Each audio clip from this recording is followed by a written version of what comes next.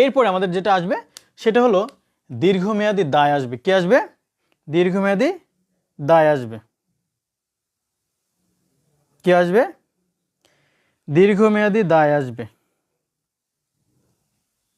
ওকে, এরপরে আমাদের যেটা আসবে সেটা হলো দীর্ঘমেয়াদী দায়। দেখো এটা কিন্তু আমরা সমাধান করছি চট্টগ্রাম বোর্ড 2023 সালের মামুন সাহেব এই অঙ্কটি।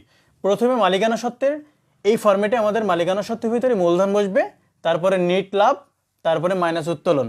যেহেতু এই অঙ্কে নিট ক্ষতি নাই, মাইনাস করা লাগলো না, উত্তোলনের সুদ নাই, মাইনাস করা লাগলো না, অতিরিক্ত মূলধন বা মূলধনের সুদ নাই, এটা আমার মাইনাস করা লাগলো না। ফাইন, তাহলে মালিকানা সত্ত্বে এর বেশি এই অঙ্কে নাই, সুতরাং এটা হলো নিট মালিকানা সত্ত্ব। এটা কি? নিট মালিকানা সত্ত্ব। Okay fine. এরপরে mister Jerin, MST Jerin, mister না sorry, MST Jerin, thank you, তুমি অনেকেই মেনশন দিয়েছো। সাবিকন্যার মুক্তা, অনেকগুলো শেয়ার দিয়েছি ভাইয়া, থ্যাংক ইউ।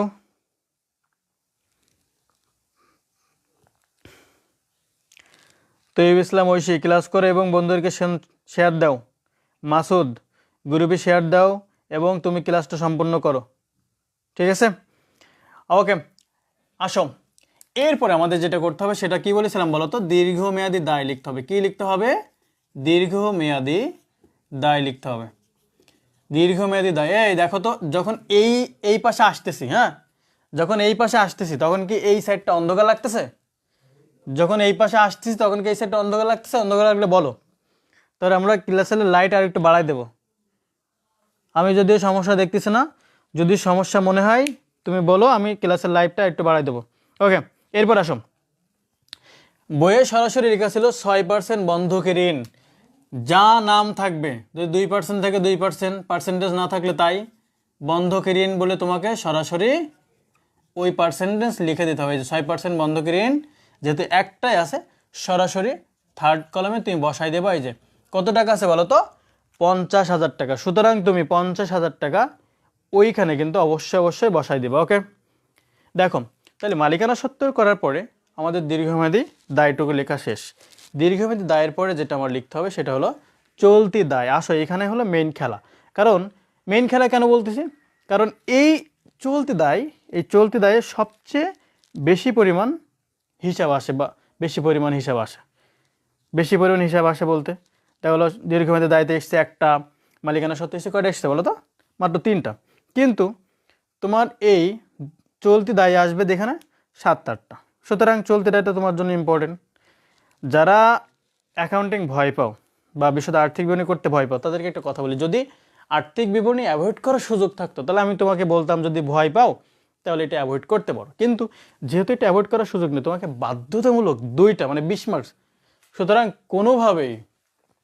কোনোভাবেই সম্ভব না আর্থিক বিবরণী ছাড়া A+ পাওয়া। তাই তোমাকে করতেই যেতে হবে। তুমি এখন থেকে চেষ্টা করবা। একটা কথা সুবিধার্থে বলে রাখি, সেটা হলো কি জানো? আর্থিক বিবরণী বা অ্যাকাউন্টিং, পুরো অ্যাকাউন্টিং এরকম না যে অল্প একটু ভুল হয়েছে পুরো অঙ্ক কাটা। যতটুকু ভুল হবে ততটুকুই মার্কস কাটবে, বাকি মার্কস তোমাকে দিয়ে দেবে। তবে হ্যাঁ, শক কাটলে মার্কস দেয়, এটা ভুয়া। এটা তুমি যেহেতু অ্যাকাউন্টিংয়ে ভয় না পাও তার জন্য ক্লাসের টিচাররা তোমাদেরকে বলে। অ্যাকচুয়ালি শকে কোনো মার্কস নেই। এ ডিজাইন করে লাল, কালো, সাদা, হলুদ ডিজাইন করে শক আঁকাই দিয়ে আসলে 0ই পাবো, দরকার নেই। নর্মালি পেন্সিল দিয়ে একটা শক আঁকাবা, এরপরে মেইন অঙ্কর দিকে ফোকাস দিবা। ওকে, এরপরে আমরা আসো চলতি দায় লিখবো। কি লিখবো? চলতি দায়। কি লিখবো? চলতি দায় লিখবো। ওকে ফাইন, তাহলে আমরা আসো চলতি দায় লেখা শুরু করে দিই। দেখো তাহলে দেখো প্রথমে ছিল প্রদেয় হিসাব, যেহেতু এর সাথে কোনো ঝামেলা নেই তাহলে এর দ্বিতীয় ঘরে বসায় দাও। প্রদেয় হিসাব কয় টাকা ছিল দেখো তো? প্রদেয় হিসাব ছিল 19,000 টাকা। তো ফাইন, এই দ্বিতীয় ঘরে 19,000 টাকা আমি বসাই দিলাম। এরপরে রেওয়া মিলে আসো, দেখো এই যে বেতন, তাহলে বেতন বকে এখন তোমার বের করতে হবে। আমরা বের করেছিলাম 22,000 ভাগ 11 গুণ 2, সুতরাং 2,000 টাকা বকেয়া বেতন। এটা আসছে সমন্বয় থেকে। কোত্থেকে আসছে? সমন্বয় থেকে। তাহলে বকেয়া বেতন বলে তুমি লিখে দাও সরাসরি 2,000 টাকা। কি করে পাইলাম? বেতনের টাকাকে 11 দ্বারা ভাগ করছি আর 1 দ্বারা গুণ করেছি।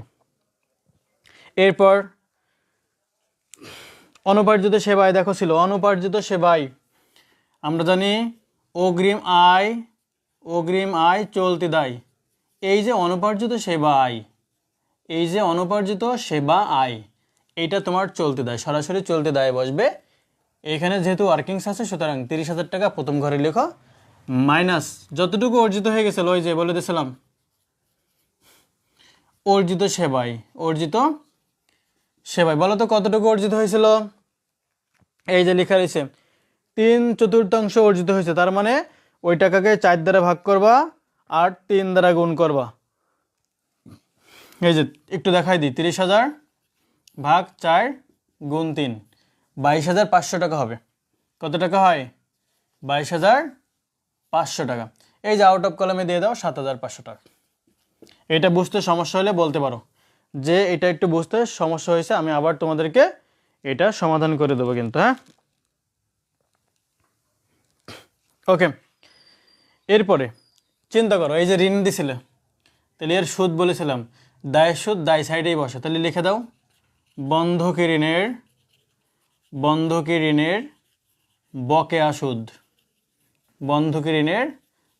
যেহেতু মাস বছর তারিখ কিচ্ছু বলেনি, তাহলে 50,000 টাকা 6%, 5 3,000 টাকা তুমি লিখে দেবা। এই যে কী করে পাইলাম?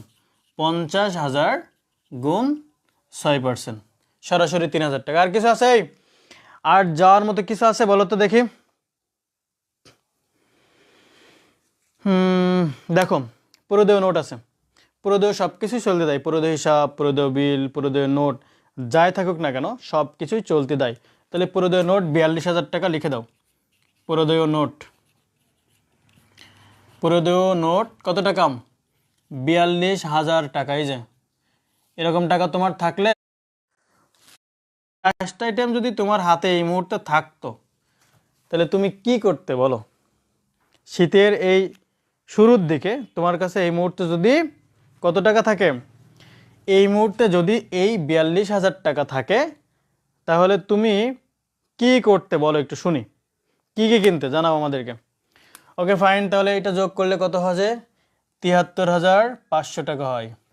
এবার সবগুলো যোগ করো, 3,43,400 টাকা, 3,43,400 টাকা। এইটা কি বলো তো? মোট দায় ও মালিকানা সত্ত্ব। এটা কি? মোট দায় ও মালিকানা। দেখো দায় মালিকানা সত্ত্ব এই অঙ্কটা কিন্তু আসলে সহজ। সম্পদ সাইড আলাদা বলে, দায় মালিকানা সত্ত্ব সাইড আলাদা বলে। সুতরাং এই যে বিষয় এটা আসলে অনেক বেশি ইজি, অনেক বেশি কমফোর্টেবল। তুমি চাইলে এটা সহজেই করতে পারবা। আর্থিক বিবরণীতে ভয় পাওয়ার কিন্তু কিছু নাই, তুমি এটাকে ভয় পাবা না।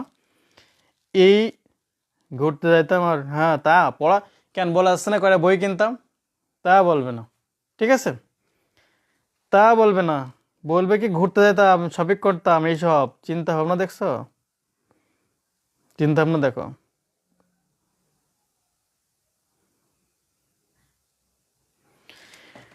ঠিক আছে, দেখো আজকে মোটামুটি আমরা দায় মালিকানার সাথে যেটা শেখাতে চাইছিলাম, দায় মালিকানার সে ফরম্যাট কিন্তু শেষ। আমরা বলেছিলাম আমাদের ক্লাস ডিউরেশন বাড়বে, কখন বাড়বে? আর একটু পরে বাড়বে। আজকে যেহেতু আমরা পার্ট শেখাচ্ছিলাম, মোট লাভ শেখাইছি, নিট লাভ শেখাইছি, তারপরে তোমার সম্পদ সাইড শেখাইছি, তারপরে দায় সাইড শেখাইছি। এই যে প্রত্যেকটা ফরম্যাট আলাদা আলাদা শেখাইছি, শেখানোর পরে আমরা এবার অ্যাডজাস্টিং করবো। একই সাথে মোট লাভ নিট লাভ একদিনে করবো, দায় মালিকানা সম্পদ একদিনে করব। একদিন আমরা অনলাইনে এক্সাম নেবো, তোমরা খাতা জমা দিবা, আমরা অনলাইন থেকে তোমাদেরকে খাতা ভুল ত্রুটি ধরাই দেবো, দেখে দেবো। ফ্রি অনলাইন ক্লাসগুলো তোমরা কিন্তু করতে পারবে এবং সহজেই করতে পারবা। আমাদের যে কমার্স ক্যাম্পাস পেজ আছে, কমার্স ক্যাম্পাস পেজের সাথে যুক্ত থেকে প্রতি রবি, মঙ্গল, বৃহস্পতি ঠিক 9টার সময় তুমি ক্লাসটি করতে পারবা। তো ঠিক আছে, নেক্সট ক্লাস শুরু হওয়ার আগ পর্যন্ত তোমরা সবাই ভালো থেকো, সুস্থ থেকো। আর মনে রাখো আগামী ক্লাস নিঃসন্দেহে অবশ্যই মঙ্গলবার ঠিক 9টার সময় তুমি চলে আসবে। আমরা 9:15 ক্লাস শুরু করব আমাদের এই পেজে। ওকে,